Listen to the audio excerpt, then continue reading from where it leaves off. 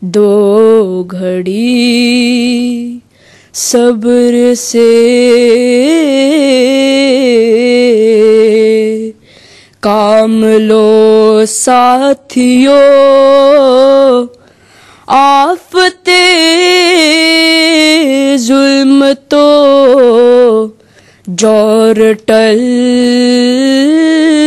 جائے گی، آہ مومن سے ٹکرا کے طوفان کا رخ پلٹ جائے گا، رت بدل جائے گی۔ جزاک اللہ۔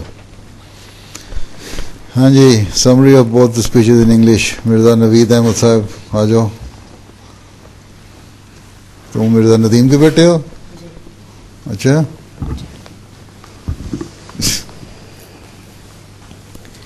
Assalamu alaikum. وعلیکم السلام۔ I will now present a summary of both the Urdu speeches just presented. Creation of Jamaat Ahmadiyya through Bai'at. The month of March has great significance in the history of our Jamaat.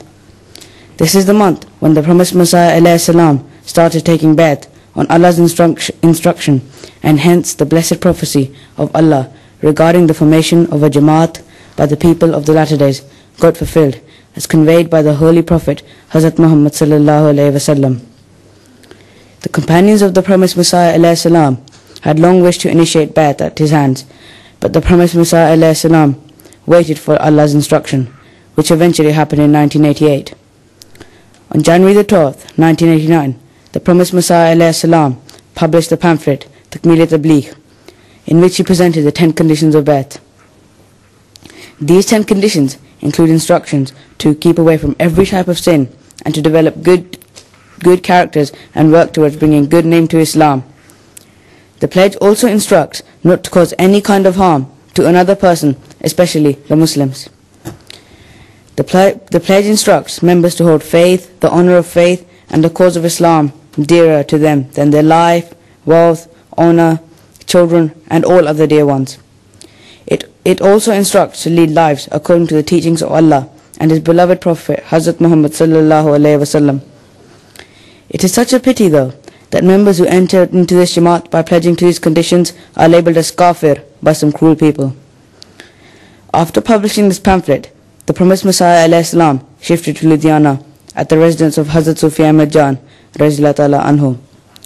Another pamphlet was published on 4th March 1889, in which the importance of joining this Jamaat was emphasized.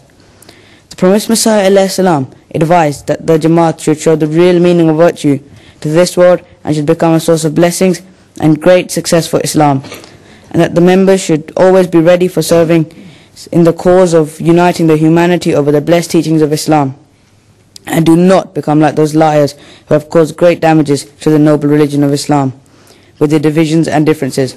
Rather, they should be such people that shall show to the poor. Hazur alayhi salam invited people to come to Ludhiana for initiation in this pamphlet. A register was established for keeping records of the individuals entering the Jamaat. It was named Bai'at Toba Barai Hasul Taqwa Taharat. Hazur alayhi salam started taking Bai'at on the 23rd of March. Hazur alayhi salam took 40 individual Bai'ats on that day. Munshi Zafar Ahmad Sahib narrates that the experience as that one would feel deep shivering during this process, and Hazur alayhi salam would lead for a long prayer after the Bai'at. Hence, the Jamaat Ahmadiyya was formed on the 23rd March 1889. The opponents of Jamaat thought that this small group would perish in a short time, even in Qadian, but who could oppose Allah's will? With the grace of Allah, Jamaat Ahmadiyya has developed from a small hamlet of Qadian and now, mashallah, has propagated in over 190 countries of the world since 121 years of its formation. Alhamdulillah. I will now talk on the political importance of the 23rd March. Political importance of 23rd March. With reference to Pakistan. With the reference to Pakistan. 23rd March has its own significance in the history of our Jamaat, but it is also an important day in the history of Pakistan. Pakistan and India were initially a part of the Indian subcontinent, which had been under the rule of Muslim monarchs until 1857, when the British took over. All peoples, including Hindus, Muslims and Sikhs, wanted separation from this occupation. Muslims wanted a separation in the form of a new country. Gradually, this concept formed into a political theory. On 23rd March 1940, this idea was presented in the annual convention of the All India Muslim League, that a separate country should be made by combining provinces of the Indian subcontinent with the majority of Muslim population. This announcement started the Pakistan movement. The role of Jamaat-e-Ahmadiyya in Pakistan movement has been discussed in detail both in the history of the Jamaat and Pakistan, which needs a lot of time to cover.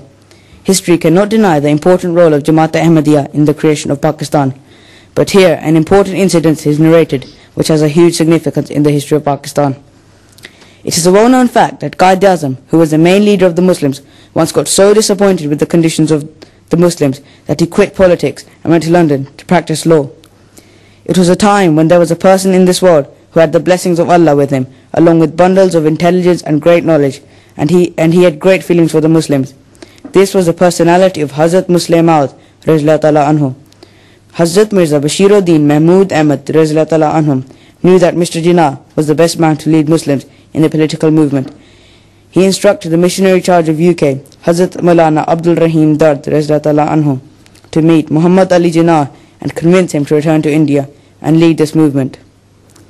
Hazrat Abdul Rahim Dard Radhiyallahu Ta'ala Anhu contacted Mr. Jinnah and conveyed the message of Hazur Radhiyallahu Ta'ala Anhu in these meetings. Mr. Jinnah got convinced, but he was a bit reluctant to return to politics as he had announced to quit. Hazrat Abdul Rahim Dard Radhiyallahu Ta'ala Anhu then suggested a way out to that. He arranged a get-together on the occasion of Eid at the Fazl Mosque and invited Jinnah there to comment on the political condition of the Muslims of the subcontinent. In this way, Jinnah returned to politics. Jinnah himself later confessed that the Imam of Fazl Mosque had left no way out for him rather to return to India. After his return, the Pakistan Resolution was presented on 23rd March 1940. Ahmadis also took an active part in this movement that resulted in the creation of Pakistan. Since then, they have always worked for the peace and development in Pakistan. Whenever Pakistan is mentioned in talks, our beloved Hazur Hazrat Khalifatul Masih Khamis always instructs all Ahmadis to pray for the prosperity of Pakistan. Jazakallah. Raji? ختم تم کیا کہتے ہو؟ حضور السلام علیکم. میں سوال کر سکتا ہوں؟ سر محمد ظفر اللہ خان صاحب نے, اس لیے تو میں نے تمہیں کہا تم کیا کہتے ہو. سوری. سر محمد ظفر اللہ خان صاحب نے تحریک پاکستان کے لیے کیا کردار عطا کیا؟ سوری. کردار سر ظفر اللہ خان کا تحریک پاکستان کے لیے, تم لوگوں نے یہ تاریخ سنی, اس میں کردار جماعت احمدیہ کا تھا. پاکستان کے بنانے کے لیے, مسلمانوں کی ایک علیحدہ شناخت کے لیے جو خلیفۃ المسیح ثانی نے جو ضرورت سمجھا وقت کی, اور اس کے لیے قائد اعظم جو اس وقت مسلمانوں کی سیاست سے اور اس ہندوستان کی اس وقت کی سیاست سے تنگ آ کے چھوڑ کے یہاں آ گئے تھے, ان کا پیچھا کیا. اس میں جہاں جہاں بھی ضرورت پڑتی تھی, مختلف جگہوں پہ, کانفرنسوں میں, میٹنگز میں, بڑے لوگوں کو سمجھانے میں, لابنگ کرنے میں, تو مسلم اور اتحاد ہو چودھری ظفر اللہ خان صاحب کو بھی بھیجا کرتے تھے اور ان کو ہدایات دیتے تھے, اور وہ پھر جا کے اپنا نقطۂ نظر پیش کیا کرتے تھے. تو ہر احمدی نے کردار ادا کیا. لیکن چودھری ظفر اللہ خان صاحب اس ایک وکیل تھے بڑے نامی, اور وہ اس وقت اس کی اسٹیٹ میں تھے, وزیر بھی تھے, بھوپال کے تھے, کہاں بھوپال کے اس زمانے میں. اپنے اس زمانے میں بھی اپنا جو کردار تھا وہ ادا کیا کرتے تھے. تو انہوں نے جس میکسیمم حد تک اپنے اس پوزیشن کے لحاظ سے جو کیا وہ کیا. مسلمانوں کی بڑی خدمات ہیں ان کی, پاکستان کے حوالے سے بھی, فلسطین کے حوالے سے بھی, آزادی کے لیے جو بھی احمدیوں نے کوشش کی. اور UN میں جو ان کی تقریر آج تک اس کے لیے یاد رکھتے ہیں فلسطینی بھی، علاوہ پاکستان کے لیے جو ان کا کردار ہے اس میں ہیں.